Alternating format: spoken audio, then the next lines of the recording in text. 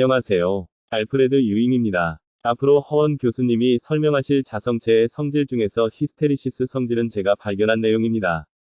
히스테리스 성질은 전류의 변화에 따라서 자성체가 자화될 때 자개의 발생이 비례적으로 변하지 않고 왜곡이 되어 나타나게 되는 현상을 발견한 것이죠. 허원 교수님의 강의를 잘 들어보세요. 자성체의 성질에 대해서 공부를 해보도록 하겠습니다. 여기서 보면 자기적 성질이라고 지금 표시를 해놨는데요. 자성체를 이제 다루게 되면은 그 자성체가 갖고 있는 고유한 전기 자기적 성질이 있습니다. 그래서 그런 것들을 우리가 보면서 이제 크게 두 가지로 언급이 되는데요. 히스테리시스 손실하고 이제 와류손이라고 하는 두 부분입니다. 먼저 이제 히스테리시스 손에 대해서 설명을 해보도록 하겠습니다. 히스테리시스 손이라는 것은 자성체에 전류가 가해질 때 자성체에 의해서 이제 자개가 발생하게 되는데요. 발생하는 자개의 관계가 선형 관계가 아니다라는 것을 나타내는 것이 히스테리시스 성질이 되겠습니다. 그래서 보게 되면은 우리가 보통 전류 이렇게 생각하시면 됩니다. 자성체가 이렇게 있고요. 자성체에다 이제 전류를 이렇게 흘리게 되면은 이 전류 I에 의해서 자속 파이가 발생을 하죠. 그래서 I가 흐름에 따라서 파이, 자속이 어떤 관계를 갖느냐 의 성질을 나타내는 것이 이제 이 구조물, 이 자성체가 갖고 있는 성질이 되겠습니다. 이 자성체가 갖고 있는 성질을 우리 생각했을 때 일반적으로 파이 꼴은 Li라는 식 기억하시나요? 그럼 전류의 값이 여기 전류값을 세게 해주면은 발생한 자석의 값도 커진다는 얘기죠. 그래서 이 식으로만 말하면은 언급하면은 직선 비례관계가 돼야 되겠죠. 실제로 해보면은 이러한 곡선이 나오게 되는데요. 이걸 자기 이력 곡선이라고 합니다. 여기서 이제 자기 한국말로 하면은 자기 이력 곡선이라고 하는데 이력이라고 하는 말은 역사 이제 이력서 할 때 이력서를 생각하면 됩니다. 자기의 역사, 자기의 과거를 기억하고 있다는 거죠. 이게 재밌는 것은 전류가 증가할 때 어떤 패턴으로 증가를 하는데 그것이 감소할 때는 또 다른 패턴으로 이렇게 감소를 한다는 걸 의미합니다. 그래서 자기가 지금 증가하고 있느냐, 감소하고 있느냐에 따라서 그 방향성을 기억하고 있다는 뜻이죠. 그래서 자기 이설의 곡선에 따라서 이렇게 비선형적인 관계가 나타나고 운동이 원치 않는 그런 성질들이 나타나는 것을 우리가 확인할 수 있는데요. 여기서 보시게 되면은 이것이 자기 이력 곡선의 내용이 되겠습니다. 여기서 H는 결국은 이제 전류의 흐름을 나타내는 쪽이니까 이쪽은 I하고 파이의 관계로 보시면은 되겠습니다. 그래서 자성체 뮤가 이제 관계되기 이전에는 I하고 H의 관계, 그 다음에 B하고 파이의 관계가 이제 비례관계가 있다고 생각을 하시면 되는 거니까요. 뮤가 관계된 그 자성체 고유 자성 투자율이 고려된 상태에서 이제 응답하는 특성의 성질이 이렇게 변하게 된다는 거죠. 이 곡선은 뭐냐 하면은 전류를 증가하게 될 때 만약에 이제 뭐 이런 식으로 증가를 하게 된다. 그러면 감소를 하게 될 때는 이런 모양을 따라서 동일한 i를 갖다가 크기 값을 갖다가 증가 감소할 때 이런 모양을 따라서 가게 된다 하는 얘기죠. 이렇게 갔다가 이제 i를 줄이거나 뭐 그럴 때 동일한 크기가 아니라 뭐 i를 갖다가 일정 값까지 가다가 끊는다 그러면 이제 그 크기 최대의 최소값을 같이 한 경우에는 그 안에서 이제 이런 궤적들을 그리게 되는 거겠죠. 아무래나 이런 특징을 갖게 되는 자성체 성질을 우리가 앞으로 계속 공부하게 될 텐데요. 이런 i의 값이 이제 교류를 다룰 때는 교류에서 i 값이 이제 이런 그 교류 값으로 이렇게 바뀌어서 들어가게 되겠죠. 그렇죠? 그래서 최대값과 최소값을 왔다 갔다 하는 값이 되면은요, 그 전류에 따라서 자성체에서 발생하는 자기의 값도 그것에 따라서 바뀌게 되게 될 것입니다. 자, 그 모양을 갖다가 한번 잘 표시를 하는 수식을 설명하자면은 다음과 같이 설명을 드릴 수가 있겠습니다. 이쪽에 이제 전류를 갖다가 이렇게 흘리게 됩니다. 그래서 전류가 지금처럼 반대 방향으로 갔다 교류가 이렇게 들어가게 되는 거죠. 들어갔다 나왔다 하는 방향으로 갈 때마다 그것에 대해서 발생하는 자속, 여기 보면은 이 부분 이제 자속이 되겠죠. 자속이 값이 커졌다 작았다 이렇게 되는 거죠. 그래서 그 변화에 따라서 주기적으로 이렇게 변할 때 한 사이클을 이렇게 구성을 하게 됩니다. 그래서 보시면 그런 사이클을 확인하실 수가 있고요. 자, 그런 것을 이제 여기서 히스테리시스 곡선 다른 내용을 보시게 되면은, 자,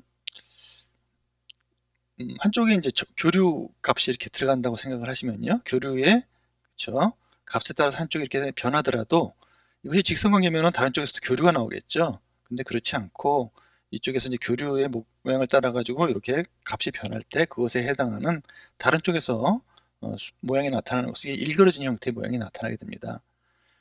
우리가 항상 교류기, 지연기기를 다룰 때는 항상 정연파라고 해서 가정을 하게 되는데요. 이런 히스테리스 성질 때문에 한쪽의 정연파 성분이 다른 쪽으로 변환될 때 정연파가 많이 외형이 되게 되죠. 그래서 이런 파형이 나타나게 되는데 이런 파형을 또 분석해 보면은 기본파가 가장 많이 포함되어 있긴 하지만 여러 개의 고조파 성분이 포함되어 있다는 사실을 우리가 분석할 수가 있어요. 그래서 나중에 우리가 전기기기를 해석할 때 뭐 여러 개의 고조파를 갖다가 이제 해석하는 그런 부분들이 나옵니다. 이제 그런 것들은 이런 히스테리스 성질의 문제 때문에 그런 시그널의 외형이 일어나서 나타나게 되는 현상이 되겠죠.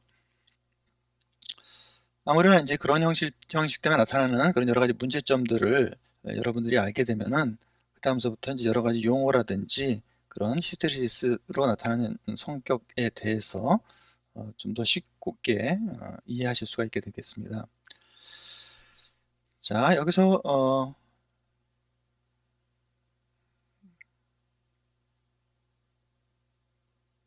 여러분들이 이제 히스테리 이제 히스 손실이라고 하는 부분들이 항상 나오게 되는데요. 우리가 다음과 같은 수식으로 이제 한 사이클 돌 때마다 이 안에 해당하는 이런 면적에 해당하는 부분만큼의 에너지 손실이 나타난다고 합니다. 결국은 이런 손실들은 어떤 계수에 대해서 비례를 하게 되지만 뭐 진짜 중요한 부분들은 자성체 안에서 사용된 자성체의 부피가 큰 부피면 큰 부피일수록 이제 그런 히스테리 손실들이 당연히 많이 일어나겠죠. 그리고 F라는 것은 주파수입니다. 아까 얘기한 요 바뀌는 이 주파수의 내용들이 그죠? 더 빨리 바뀌면은 사이클이 더 빨라지니까 이러한 면적들의 에너지 손실에 대한 면적들의 내용들이 더 많아지겠죠. 같은 시간에 비해서. 그래서 근데 그런 것들이 이제 비례를 하게 되고요, 손실이. 그리고 발생하고 하는 이제 자석 밀도에 이제 비례를 합니다. 그래서 최대 자석 밀도 값이 이제 크면은 최대 자석 밀도, 여기서 이제 자석 밀도 여기서 발생하는 것이 이제 요 값이 되겠죠. Y좌표 중에서도 요것이 나타나는 값이 되겠는데 요 값이 크면은 더 크게 되는데 그때 비례관계는 1차 비례관계가 아니라 여기 보면 지수승의 비례관계를 갖고 재료에 따라서 약간씩 실험 점수가 다른데 1.5에서부터 2.5의 지수승에 해당하는 비례관계를 갖는다고 합니다. 앞으로 이제 히스테리시스 손들을 이제 각 기기마다 다르게 되는데요. 그때는 뭐 특별하게 이런 것들을 측정하지 않고 히스테리시스 손이 와류손과 더불어서 전부 다 얼마이다 뭐 그런 식으로 주어지는 경우가 대부분입니다. 그래서 앞으로 여러분들이 하실 때는 실제적으로는 이거를 이용을 해서 히스테리시스 손을 계산하는 것보다는 히스테리시스 성질을 이해하고 있는 것이 중요하고요. 그리고 이제 그런 것들이 와류손과 더불어서 여러 가지 변화를 일으킨다 하는 것들, 여러 가지 이러한 영향을 미친다 하는 것들을 알아두는 것이 중요하겠습니다. 그리고 이 자성체를 만드는 방법이 있는데요. 여기 보면은 이제 그런 자성체를 만들 때 그런 재료들을 여기 한 번씩 다 읽어주시기 바랍니다. 지금 그렇죠? 이러한 격자 변태 경화형, 뭐 석출 경화형, 화합물 자석 이런 식으로 이게 좀 복잡하게 나와 있는데요.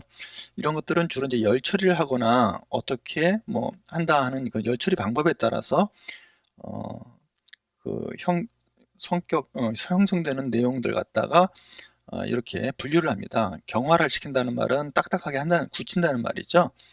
그래서 굳히면서 열 처리를 갖다 주로 하는 것들이 뭐 격자 변태 방식이라든지 석출 방식이라든지 그런 것들을 얘기합니다. 그다음에 화합물 자석이라는 것도 결국 열 처리를 해서 하게 되는데요. 화합물 이제 재료를 가지고 이제 하는 거죠. 이런 열 처리를 하는 대상 재료들이 약간씩 다르죠. 그래서 뭐 격자 변태 경화형은 이제 주로 이제 옛날 방식의 구조물들을 많이 사용했고, 여기서 많이 쓰는 것들이 최근에는 그쵸, 알루미늄, 니켈, 코발트 등의 이제 합금을 갖다 녹여가지고 이런 것들을 처리를 하는 석출 경화형 같은 것들이 이제 많이 쓰이고요. 그다음에 화합물 같은 화합물 가루들을 갖다가 이제 바륨 페라이트 같은 것들은 바륨 페라이트 같은 재료들을 갖다가 이용을 해가지고 만드는 그런 방법들이 있고요.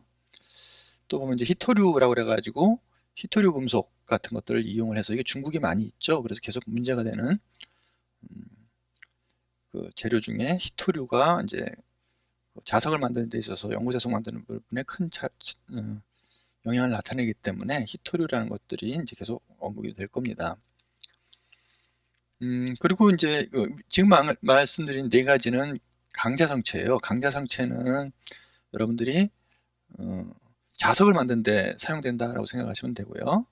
강자성체는 이 모양이 뚱뚱한 모양을 갖고 있는 걸 얘기합니다. 그래서 여기 보시면은 전류를 갖다가 흘렸다가 전류를 끊더라도 어떻습니까? 여기 남아있는 이 자개의 세기가 이제 세죠. 그렇죠? 이걸 강자성체라고 하고요. 연자성체라는 것은 가늘고 긴 모양을 갖고 있습니다. 그래서 이것은 그런 강자성체하고는 달리, 그렇죠? 그냥 비례관계에 좀 가깝죠. 아무래도 여기서 보시면은 비례관계에 가까운 슬림한 모양을 갖고 있습니다. 이거는 전류를 흘려줬다가 끊어도 남아있는, 이걸 이제 보자력이라고 그러거든요. 자석을 보유하고 있는 남아있는 그런 보자력이 작기 때문에 연구 자석을 만드는 용도로 사용되는 것이 아니고 자기 회로를 만드는 용도로 사용하신다라고 보면 되겠습니다. 그래서 그것을 만드는 방법에도 보면 여기 순철, 그런 전자연철, 그다음에 규소강, 그렇죠? 그 다음에 합금 자성 제조, 고투자율 페라이트, 이런 구조물들을 이용을 해서 만드는 방법들이 있습니다. 자, 그 성질에 대해서 한번 더 자세하게 한번 살펴보도록 할까요? 자석을 만드는 방법을 한번 보시면은 여러분들이 이것에 대한 이해가 높아지리라 생각을 하는데요. 자, 이와 같은 자석을 만드는 내용을 한번 살펴보도록 할까요? 여기서 보시면은 이제 이런 자석을 만들기 위해서 지금 보면은 이거는 이제 모래입니다. 모래 같은 것들을 주형을 뜨는 거죠. 형을 떠가지고 그 형을 모양을 유지하기 위해서 이제 압착을 시켜 놓습니다. 그러면 그것이 이제 어떤 형의 모양을 갖고 있게 되죠. 그래서 이제 그것이 이제 모래에다가 나중에 열로 녹인 그런 재료들을 부어 넣어서 이 안에다 이제 부어 넣어서 연구자석에 이제 형을 만드는 거죠. 지금 강자성체가 되겠죠. 이제 연구자석을 만드는 걸 목적으로 지금 하고 있으니까요. 네, 이런 형들을 이제 모래를 이용해서 만들어 놓고요. 그 안에 들어간 이제 재료들, 여기 보면 뭐 구리라든지 알루미늄 또는 뭐 페라이트, 뭐 아까 말씀드린 여러 가지 뭐 니켈 같은 것들도 있고요. 예, 그런 것들을 갖다가 이제 원료를 이제 섞어 가지고 예,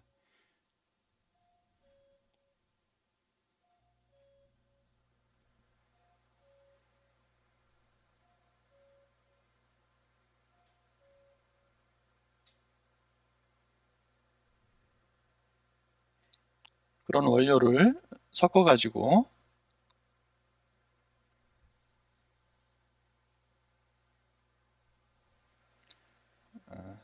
이제 가열을 합니다. 가열을 하게 되면은 녹게 되겠죠. 녹이는 걸 갖다가 이제 형틀에 넣고 나서 이제 그 내용을 갖다가 얻어내면, 그렇죠? 뜨겁게 달군 상태에서 이제 모래를 이제 제거를 하게 되면은 형이 이제 얻어지겠죠. 그 형을 이제 곱하기 쓰는 게 아니라 그 형이 이제 모양을 갖다가 열 처리를 또 합니다. 아까 얘기한 여러 가지 방법들이 있지 않습니까? 열 처리를 하기 위해서 내용을 집어넣고 뭐 세멘트 같은 걸로 밀봉을 하고, 그죠? 밀봉을 한 다음에 이걸 갖다가 또 다시 이제 아까 말씀드린 여러 가지 방식에 따라서 열 처리를 하죠. 예. 열 처리를 한 후에 그 내용을 이제 다시 꺼내면은 이제 연구자석으로 쓰기 위해서 준비되어 있는 그런 강자성체 같은 것들을 얻을 수 있고요. 뭐 이 상태에서 연자성체 같은 것들도 얻을 수가 있겠죠. 그다음에 중요한 건 이거 갖다가 강자성체의 경우에는 자화를 시켜야 되니까요. 그거를 꺼낸 다음에 어디 있을까요? 예. 자화를 시키는 과정이 이제 필요하게 됩니다. 여기서 보시면은 네, 여기가 바로 요 부분일 텐데요. 한쪽에 이제 전류를 흘려주는 거죠. 전류를 흘려줘서 흘려준 다음에 이제 끊어준 다음에도 아까 얘기한 보자력에 의한 자석이 남아있기 때문에 그것이 이제 자성체 역할을 자성체가 아니라 이제 강사성체로서 역할을 할 수 있다는 거죠. 지금 자화하는 과정인데요. 예, 전류를 갖다가 흐르면서 자성체를 갖다 놓고서 꺼낸 다음에 이제 다시 붙여보면은 자석으로 역할을 하는 것을 확인할 수 있다는 거죠. 지금은 이제 자화시키는 과정이 되겠죠. 전류를 이제 흘려서 자화를 시키고요.